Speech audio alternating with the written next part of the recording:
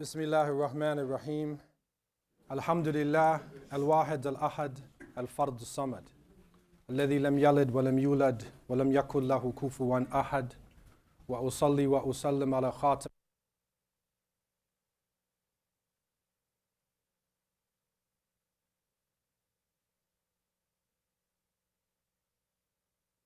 And then on top of that, I found out I didn't know during my trial,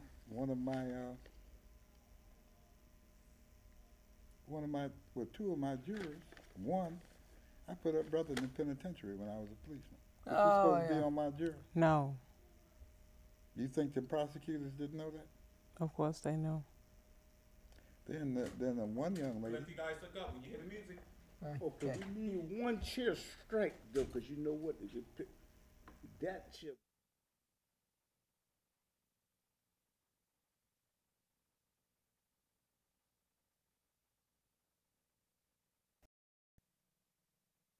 That motivates us? Is it that can give us that feeling?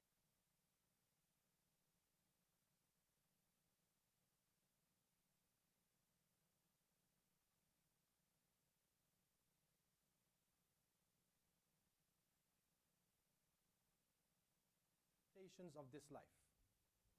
And we have learned from our messenger, peace be upon him, that the knowledge of the hereafter is critical knowledge. And that this knowledge, if given the right position within our mind and our life, can be a source not only of blessings in the next life, but it can be a source of personal improvement, of family improvement, community, nation, and ultimately the whole world, if people really knew what was ahead of them, what was on this. Bam. Excuse me. I greet you the words of Assalamu alaikum, which means peace and blessings be upon you, and I mention both Jesus and Muhammad's names. You're looking at the Underground Railroad TV show. We come on channel 19 every Saturday night at 10:30. You can catch me and Alderman Virgil Jones on the internet, on YouTube, 7 days a week, 24 hours a day. And today we're going to talk politics. We're going to talk politics, what's going on in Chicago. And we have two, I'm going to say officials, because one is going to win an election, one has won an election. But actually, I'm going to let them introduce themselves. Okay, I'm going to start ladies first, of course. Thank you. You're welcome. I'm attorney Brunel Donald-Kyei. I'm a lawyer here in Chicago. I actually practice everywhere, but that's what I predominantly do. I'm a private attorney. Okay. I'm also a candidate that ran for lieutenant governor with T.O. Hardeman, who ran for governor. He was my running mate. Yes. Well, I'm former Alderman Virgil Jones, and also ward committeeman. Okay. And I'm also the deputy consulate general of the Moorish Science Temple, post number 1. Okay, I started wrong. Frank Avila. Hey man, me and him go way back. Oh yes, the commissioner. I'm sorry. Thanks for being on your show, Clifton, and Alderman Jones. My name is Commissioner Frank Avila. I'm a commissioner at the Metropolitan Water Reclamation District of Greater Chicago. And I won my primary race March 18th. And I'd like to thank everyone out there that voted for me. And thank you very much. I'm going to run again in November for the general election. But really, the primary race is a real race for our type of office. And thank you very much. We know we got to have you on. Oh, yes, yes. Okay. I want to thank, both of you for accepting the invitation to come on the Underground Railroad TV show. Okay. And tell me, you was running for lieutenant governor. What did you learn? What things which you had done differently? And some people don't even know what the duties are of a lieutenant governor. What are the duties of the lieutenant governor? Well, I don't even, go ahead. Well, in my opinion, I felt like as a lieutenant governor, my job was to make sure that the people that put us in office, that their needs were met.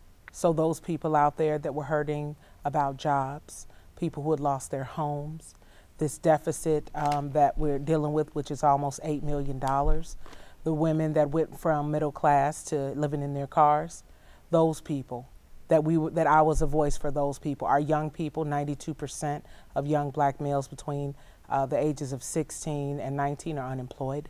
Yes. We got young white poor males who are unemployed, Hispanic. So for me, the lieutenant governor's job was to make sure that the governor was reminded that of the people who put him in office when the big corporations and the special interests and people come along, that he remembered the people. So you appear to be saying that the lieutenant governor is also almost like the vice president of the United States. We work in tandem. Yes. And it's checks and balance. Yes. You're keeping them in check, as they say in my neighborhood. That's right. Okay, go ahead. I want to. How many votes did you get? Well, I would love to say thank you to all the wonderful people that went and voted for us. We got 128,000 votes, which was approximately 30% of the vote. And I'm so grateful to those people. I want to say thank you for believing in us and for voting for us. We appreciate you. How much money did you have? I believe the campaign all total together was, I think, $30,000, and I believe Mr. Hardiman paid it out of his pocket, most of it. Now, Frank. Yes. I'm the water commissioner. I'm out of line for saying that. What I would like to know, Frank, as you started out at Can Television, what even made you consider getting into politics, and what are the duties of a water commissioner? There's people out there they don't know. Sure. Well, Cliff and Alderman Jones, I always liked politics. I grew up on the west side on Ashland and Roosevelt Road. My mother was assistant precinct captain, and I was a runner. Yes. In the first ward. In the first ward. Right there, the precinct was right there on Ashland and Taylor. We were living on Ashland and Roosevelt Road, so that was our precinct there. And I was about 10, 12 years old, and my mother used to give me the pomp card, and I used to run up the third floor, second floor, passing out the pomp cards, telling them to come out and vote. And so at that start of working with my mother, I enjoyed politics. And so I went to Jefferson Grammar School right there on Ashland and Fillmore. And then my mother took me out of there and sent me to Emmanuel Lutheran School right there on Ashland Boulevard between Roosevelt Road and Granshaw. I went to grammar school there. And on the west side of the street. On the west side of the street. Alderman Jones knows that church. Now, that church is very famous. Yes, sir. And so I went to my first 4 years of grammar school there. And then the school closed down. Then I transferred to another Lutheran school up on 21st and Wood Street up in that area. Then that closed down. Then I went on the farther west up on 13th and Harding, the Lutheran school called Ebenezer. And I graduated there. But let me tell you about Emmanuel Lutheran Church. Yes, sir. When Martin Luther King came to Chicago, no one wanted him to preach in their church. Yes. I don't know if you remember that, Alderman Jones. Oh, I know. But no one wanted Martin Luther King to come and preach at the church because they were all afraid of the political repercussion that they would get. They send them inspectors to find faults. I believe that is that fear. They put the fear. So Emmanuel Lutheran Church says, you come and preach in my church. Well, Frank, what the attorney explained, what are the functions of a lieutenant governor? Okay. And there are people that didn't understand, and thank you for explaining that. But Frank, I want to ask you. Okay. You was elected. Yeah. And the other water commissioners. What is the function? What is the responsibility and duties of a water commissioner? Well, our first mission is to protect the water supply in Lake Michigan. The good Lord made our body 67% of water. Water is life.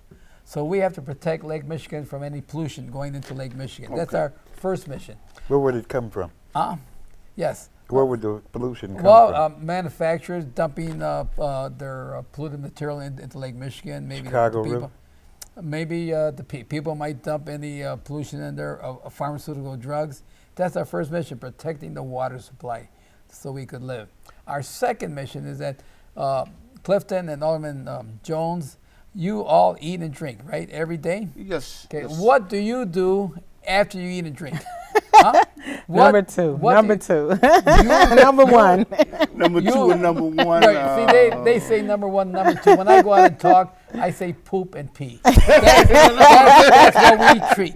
Yes. We treat 5 million people here in Cook County, and at the end of the day, we'll treat 550 tons of treated poop. Wow. That is fertilizer that we give to the farmers, we give to the golf course, football fields, topsoil. That's our second mission, treating human waste and all the toxic chemicals that a person uses throughout the day, we treat.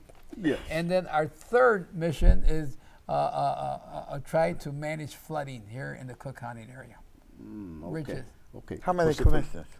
There's 9 commissioners and 3 run every 2 years. Okay. And I'm the only civil engineer on the board. Okay. Yeah. That's turn. No, not yet. Okay. I'll get to it. I have a question for the attorney. Yes, sir. You know what? I don't know if you're at liberty to tell us, do you have any aspirations of running for any other office? That's something that you have to think about at this particular time. Yeah, that's something I'm definitely going to think about. I'm not certain right now at this time. Okay. What did you learn from this campaign if you do decide to run again? What things would you do differently in another campaign if you chose to run again? What did you learn? I would think that money is important. It's absolutely important. I thought that, honestly, I'm a person, when I do anything, I do it from my heart, mind, body, and soul. I put everything into it, especially when it's for people. Yes. And I thought that coming with just being honest and the truth with your heart, and just telling people what you want to do for them, being selfless, that would be something important, that people would want that. And I found out that people are more mesmerized with money. The more money you have, the more people want you. No, it doesn't matter what your character is. And that, I learned that lesson the hard way.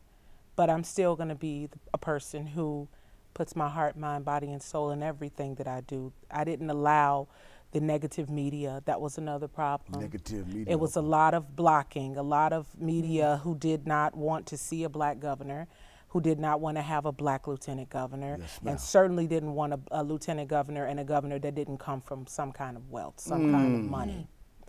And I learned that you just have to, there were some days when I didn't want to get up and go, because we were battered so bad in the media, and then our own people. I think that hurt the most, because I would go out on the streets and we would shake hands with the young people, and they were broken, crying out for help, hurting. But the interesting thing was it just wasn't the black men and women that were broken and hurting, but the poor white and Hispanic as well. Sympathy. So the travesty and the tragedy and the low morale and the hurt in the state, it looked the same. It transcended color. Yes. And so I understood that we had taken on a giant. We had taken on a machine like the Terminator. Yes. And that machine was going to stop at nothing to get us, to keep us from getting into higher office. Well, go ahead. Well, did you learn one thing? There's a 4-step process. I learned that tonight. I learned that from you, Alderman, about the 4-step process. I suggest you read a book called The Protocol of the Learned Elders of Zion. I would love to read it, and I'm going to take that advice. And when you read that book, you'll find that might is right. Right is only an abstract. Yeah. It does not even exist. We rule, those people say, because we have the might. That makes us right. You know what? I thought about it too, being a Christian. I'm a woman of God. I believe in God. I love the Lord. Yes, ma'am. And so I felt like, you know, it was important that that be known as well, that God is still on the throne, that he still has warriors out here. Yes, We're ma'am. not extinct. Yes, there ma'am. are people who are living right, not perfect people. I'm not perfect. I'm flawed and imperfect in so many ways. Yes, ma'am. But I'm not a selfish person. Yes, ma'am. And I believe in community. I believe in helping the entire state. Yes. So what I did take from running for that office is that we're all connected. Yes, ma'am. And democracy means majority rule. It means that we have to care about each other. Yes, ma'am. And when the people don't care about each other, that's how you get 92% of young black males unemployed. Yes. That's how you get 500,000 people's homes in foreclosures. That's how you get an unconstitutional pension reform, yes. where people have paid into this plan for 30 or 40 years believing they were going to get A, and then you turn around 30 years later and say, no, I'm going to give you B. Would you say that's criminal? You an I'd attorney. say that was criminal. It was vicious. It was wrong. And I believe that, you know, with Governor Quinn being a man of the so-called people, I believed that before I ran against him. Yes, ma'am. And my thing is that people are dependent on you to stand up for them. Yes. People are depending on you as the governor when you see a wrong to right it. Yes. Like when the teachers were fired. Like when the 50 schools were closed. Like with all these young people hanging out on the corners that want to work and not go to prison. They expect that the governor would stand up Yes, and ma'am. open up programs, open up doors, be in the front of town hall meetings saying, no, you can't fire 2,200 tenured teachers. You can't close 50 schools. Don't you see the children and the people crying? Yes, They're ma'am. hurting. Yes, They want to ma'am. know that their voices mean something. Yes, ma'am. And so what's happened is the few, the people with the money, have taken over the entire state. And we, the people, the majority democracy, so to speak, we're letting them. Well, it's a man down in Springfield that runs it, that distributes the money, for what I understand, Michael Madigan, and a lot of people have to go through him, from what I understand. But Frank, I want to ask you, as you went through your endeavor, you win elections consistently. What would you have done differently to get more votes, and do you have other political aspirations besides being water commissioner? Well, what would I have done different? That's a good point. The lieutenant governor candidate mentioned that the TO spent $30,000 Yes. in my race, and I was just running countywide. I spent about $62,000. And they spent 30,000. That's it. Got 128,000. And they got 128. votes. I didn't get 128,000 votes. Yes. I won the race, and I got about 110,000 votes. Wow. 110,000 votes. What would you have done differently, and do you have other political aspirations beyond water commissioner? Well, and that's something you got to think Yeah. about. Well, what I would have done differently is that maybe I would have gone out and every day, go out every day and meet people every day, but since my group, my volunteers was my wife, Yeah. and my sons and my daughter and some friends out there. Yes. I did get the slating of the Cook County Democratic Party. Mm. I did get, and then I had to go out and since I've been talking for the last 12 years about health and welfare, I had a lot of environmental organizations supporting me. Yes. Because you need, not only do you need support from the ward organizations, because that doesn't assure you to win, you need support from the people out there.